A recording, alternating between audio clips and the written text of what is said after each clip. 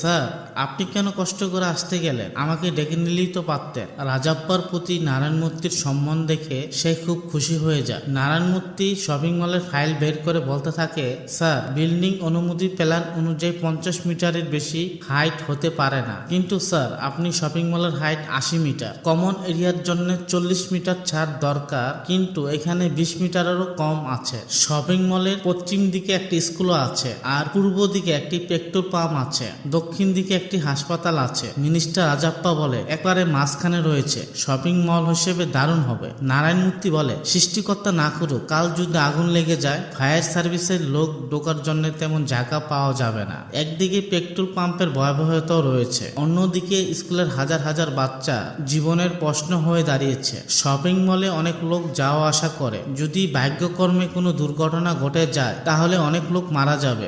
এতগুলো সমস্যা থাকার পরে স্যার আমার এই ফাইলে সাইন করা ঠিক হবে না। মিনিস্টার রাজাপ্পা বলে, যদি এত সমস্যা থাকতো ডেভেলপমেন্ট ডিপার্টমেন্ট ডাইরেক্ট কি সই করে দিয়েছে?